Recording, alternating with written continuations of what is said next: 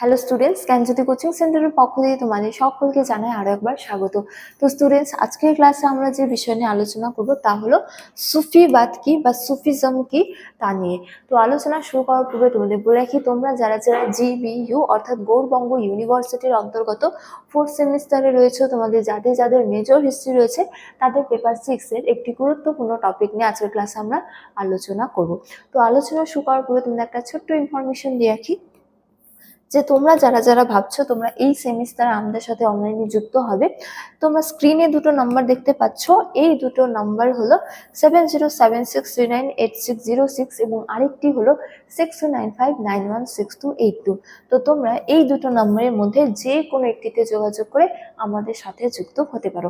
এছাড়া তোমাদেরকে একটু কোর্স ডিটেলসটাও বলে রাখি যে তোমাদের যাদের যাদের মেজর কোর্স রয়েছে তোমাদের জন্য যে কোর্স ফিটা রাখা হয়েছিল সেটা রাখা হয়েছিল 1199 টাকা। এছাড়া তোমাদের যাদের যাদের মাইনর কোর্স রয়েছে তোমাদের জন্য যে কোর্স ফিটা রাখা হয়েছিল সেটা রাখা হয়েছিল 699 টাকা। কিন্তু বর্তমানে তোমাদের জন্য একটি বিশেষ অফার রয়েছে যে তোমরা কেবলমাত্র 99 টাকা দিয়ে রেজিস্ট্রেশন করার মাধ্যমে পুরো কোর্সটা কিন্তু আমাদের কাছ থেকে পারচেস করে নিতে পারছো।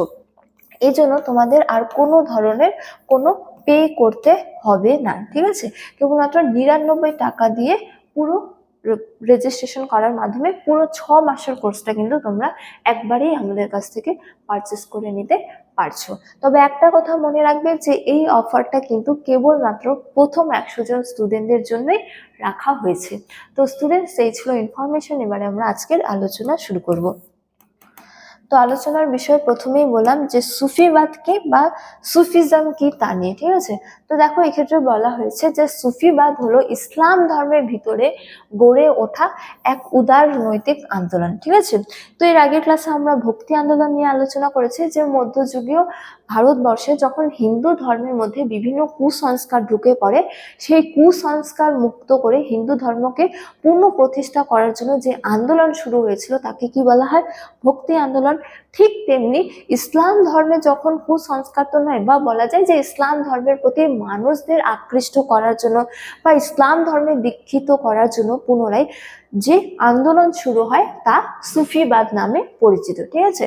তো হিন্দু ধর্মের ক্ষেত্রে যেমনটা ঘটেছিল ভক্তি আন্দোলন, তেমনি ইসলাম ধর্মের ক্ষেত্রে যে আন্দোলন ঘটেছিল বা যে প্রচেষ্টা ঘটেছিল মানুষদের আকৃষ্ট করার জন্য বা ইসলাম ধর্মে ধর্মান্তরিত করার জন্য, তাকেই কি বলা হয়? সুফিবাদ বা সুফিজম বলা হয়, ঠিক আছে? তো দেখো, বলা হয়েছে যে হযরত মুহাম্মদ যখন ইসলাম ধর্ম প্রচার শুরু করেন তখন আরব সমাজে অন্ধকার যুগে একদল মানুষ বস্তুবাদ ও ভোগবাদিতার বিরুদ্ধে গিয়ে ইসলামের উদার নৈতিক আদর্শ ও আধ্যাত্মিক সত্তাকে প্রাধান্য দিয়ে জীবনযাপন করতেন, ঠিক আছে? তো হযরত মুহাম্মদ যখন ইসলাম ধর্ম প্রচার করেন, ঠিক আছে, তখন ইসলাম ধর্ম কিছুটা জনপ্রিয়তা লাভ করে। কিন্তু হযরত মুহাম্মদের মৃত্যুর পর মানুষেরাই পুনরায় ইসলাম ধর্ম থেকে দূরে সরে গিয়ে ভোগ বিলাসিতায় জীবন যাপন করতে শুরু করে, ঠিক আছে? তো তারা ধর্মের প্রতি আকৃষ্ট না হয়ে তারা ভোগ বিলাসিতার প্রতি আকৃষ্ট হয়ে বা বলা যায় যে জীবন যাপন করতে থাকে। তো এই সময়কালে একদল মানুষের উত্থান ঘটে যারা সেই ভোগ বিলাসিতা ছেড়ে একেবারে সহজ সরল জীবনযাপন বেছে নেয় এবং ইসলামের যে বাণীগুলি তা জনমানুষে প্রচার করতে শুরু করে, ঠিক আছে? তো এই মানুষদেরই কি বলা হতো? সুফি, ঠিক আছে? এবং তারা এই প্রচেষ্টা করেছিল বলে এই প্রচেষ্টা বা আন্দোলনকে কি বলা হয়েছে? সুফিবাদ, ঠিক আছে? তো সেটাই বলা হয়েছে যে হযরত মুহাম্মদের মৃত্যুর পর আরব দেশের মানুষেরা ভোগ বিলাসিতার প্রতি আকৃষ্ট হয়ে পড়ে, ঠিক আছে? এবং তারা ইসলাম ধর্ম থেকে দূরে সরে যেতে থাকে। তো এই মতো অবস্থায় একদল সুফিদের বা বলা যায় যে এক দলের উত্থান ঘটে, একদল মানুষের উত্থান ঘটে যারা ভোগ বিলাসের জীবন ছেড়ে সহজ সরল ভাবে জীবনযাপন করতে রাজি হয় এবং ইসলামের বাণী জনমানসে প্রচার করতে শুরু করে। তো তাদের বলা হতো কি? সুফি। এবং তারা এই প্রচেষ্টা বা আন্দোলন করেছিল বলে এই আন্দোলনকে সুফিবাদ বলা হয়েছে, ঠিক আছে? তো দেখো, বলা হয়েছে যে পরবর্তীকালে এরাই সুফি নামে পরিচিত হয়। তো এরা ভোগবিলাসিতা ছেড়ে সহজ সরলভাবে জীবনযাপন করতে শুরু করে এবং ইসলামের বাণী প্রচার করতে শুরু করে এই একদল মানুষেরা। তো এই একদল মানুষেরা কি নামে পরিচিতি লাভ করে? সুফি, ঠিক আছে। এবং তাদের এই আদর্শ ভিত্তিক আন্দোলনকে সুফি আন্দোলন বা সুফিবাদ বলা হয়, ঠিক আছে। এবং তারা এই প্রচেষ্টা করেছিল বা আন্দোলন চালিয়েছিল বলে এই আন্দোলনকে সুফিবাদও বলা হয়, ঠিক আছে। তারপরে দেখো বলা হয়েছে যে সুফি শব্দের উৎপত্তি নিয়ে বিভিন্ন মত রয়েছে, অর্থাৎ বিভিন্ন ঐতিহাসিক বিভিন্ন দৃষ্টিকোণ থেকে সুফিবাদের উত্থান সম্পর্কে বলে থাকে, ঠিক আছে। তবে কয়েকটি গুরুত্বপূর্ণ মতবাদ সম্পর্কে আমরা আলোচনা করব। যেমন অন্যতম একটি গুরুত্বপূর্ণ মত হলো যে অধিকাংশ ঐতিহাসিকের মতে এটি আরবি শব্দ সুফ থেকে এসেছে, ঠিক আছে, যার অর্থ হলো কি পশম। তো আদি যুগের সুফিরা সাধারণত পশমি পোশাক পরতেন বলে তাদের কি বলা হতো? সুফি বলা হতো। তো অন্যতম একটি সর্বজন গ্রাহ্য মতামত হলো যে এই যে সুফিরা ছিল, এই সুফিরা পশমের বস্ত্র পরিধান করতো। যেহেতু তারা সহজ সরল জীবনযাপন বেছে নিয়েছিল, সেহেতু তারা সহজ সরল পোশাকও বেছে নিয়েছিল নিজেদের জন্য, পশমের পোশাক, ঠিক আছে। তো এই পশম হলো হচ্ছে যে আরবি শব্দে এই পশমকে বলা হতো কি? সুফ। এবং এরা পশমের বস্ত্র পরিধান করতো বলে তাদের কি বলা হতো? সুফি, ঠিক আছে। এছাড়া অন্যতম একটি মতবাদ হলো যে আবার অনেকে মনে করেন, অনেক ঐতিহাসিক, যে এই যে সুফি এই শব্দটির উৎপত্তি হয়েছে কি সাফা থেকে, যার অর্থ হলো কি পবিত্রতা। তারা পবিত্র সহজ সরল জীবনযাপন করত বলে সাফা শব্দ থেকে এই সুফি শব্দটির উৎপত্তি হয়েছে। তো আমরা দুটি হলো হচ্ছে যে গুরুত্বপূর্ণ মতবাদ সম্পর্কে জানলাম। যে একটি মতবাদ হলো যে সুফি শব্দের উৎপত্তি হয়েছে কি সুফ থেকে, আরবি শব্দ সুফ থেকে, যার অর্থ হলো পশম, এবং সুফিরা পশমের বস্ত্র পরিধান করতো বলে তাদের সুফি বলা হতো। এবং আরেকটি মতবাদ হলো যে সাফা শব্দ থেকে উৎপত্তি হয়েছে, এই সাফা শব্দের অর্থ হলো কি পবিত্রতা। তারা পবিত্র জীবনযাপন করতেন বলে তাদের কি বলা হতো? সুফি।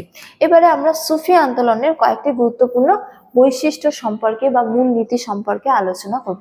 তো দেখো প্রথমতম বলা হয়েছে যে সুফিরা ছিল পৌত্তলিকতা বিরোধী, অর্থাৎ তারা মূর্তি পূজার বিশ্বাসী ছিল না, মূর্তি পূজার ঘোর বিরোধী ছিল, ঠিক আছে, সুফিরা। এটি সুফিবাদের অন্যতম প্রধান বৈশিষ্ট্য। এছাড়া বলা যায় যে একেশ্বরবাদে চরম সমর্থক ছিল, ঈশ্বর এক এবং অভিন্ন এই মতবাদ ছিল সুফিবাদের অন্যতম প্রধান বৈশিষ্ট্য। এখানে সুফি হবে। তো সুফিদের মতে ঈশ্বর এক এবং কি জগতের সবকিছুই ঈশ্বরের অংশ, ঠিক আছে। এছাড়া সুফিরা আসক্তি ত্যাগ করার কথা বলতেন, তাই সুফিরা সংসার ত্যাগ করে সন্ন্যাস জীবন অতিবাহিত করার কথা বলতেন। এবং তবে সুফিরা লোকালয়ে গিয়ে তাদের বাণী কি করতেন? প্রচার করতেন। তো প্রথমতম বৈশিষ্ট্য হলো তারা লোকালয়ে গিয়ে বাণী প্রচার করতেন, ঠিক আছে। এছাড়া তারা পৌত্তলিকতা বিরোধী ছিল এবং তারা প্রচার করতো যে ঈশ্বর এক এবং অভিন্ন, ঈশ্বরের নিকট সকলেই সমান, ঠিক আছে। এছাড়া তারা আসক্তি ত্যাগ করার কথা বলতেন, অর্থাৎ ভোগ বিলাস কোনো বস্তুর প্রতি বা সহজ সরল জীবন যাপনের প্রতি আকৃষ্ট হওয়া, কোনো কিছুর প্রতি আকৃষ্ট হওয়াকেই কি বলে? আসক্তি। তো তারা আসক্তি ত্যাগ করার কথা বলতেন এবং সন্ন্যাস জীবন গ্রহণ করার কথা বলতেন, ঠিক আছে। এটি হলো সুফিবাদের অন্যতম বৈশিষ্ট্য। এছাড়া সুফিবাদের অন্যতম বৈশিষ্ট্য হলো যে হিন্দু ধর্মের মতো সুফি ধর্ম গুরু শিষ্যের সম্পর্ককে খুবই গুরুত্ব দেওয়া হতো, ঠিক আছে। গুরুকে কেন্দ্র করে সুফিদের সন্ন্যাস জীবন আবর্তিত হতো। তো ভক্তি আন্দোলনের মতো সুফিবাদও গুরু শিষ্যের সম্পর্কের উপর গুরুত্ব আরোপ করা হতো, যে একজন সঠিক গুরু ছাড়া মোক্ষ লাভ সম্ভব নয়, ঠিক আছে। তো এখানে গুরু হবে যে গুরুকে সুফি ধর্মে পীর বা খাজা বলা হতো, ঠিক আছে। সুফিবাদে গুরুকে কি বলা হতো? পীর বা খাজা। এছাড়া পীরদের কেন্দ্রকে যেখানে তারা নিজেদের কর্মস্থল, যেটা তাদের কর্মস্থল ছিল, যেখান থেকে তারা কাজকর্ম পরিচালনা করত, তাকে বলা হতো কি দারগা বা খানকা। তো সুফি ধর্মে যারা অনুগামী, এখানে অনুগামী ছিল, তাদের বলা হতো কি ফকির বা দরবেশ, ঠিক আছে। তো এটি হলো সুফি আন্দোলনের কয়েকটি গুরুত্বপূর্ণ বৈশিষ্ট্য। তো স্টুডেন্টস, এই ছিল আজকের আলোচনার বিষয় সুফিবাদ নিয়ে। তো আশা করি তোমাদের বুঝতে সুবিধা হয়েছে। তো তোমাদের ক্লাসটি ভালো লেগে থাকলে অবশ্যই ক্লাসটি লাইক করে বন্ধুদের সঙ্গে শেয়ার করো। তো আজকের আলোচনার ক্লাস এতটাই। তোমাদের সাথে দেখা হবে পরবর্তী ক্লাসে। ততক্ষণ তোমরা সকলেই ভালো থাকো, সুস্থ থাকো। Thank you.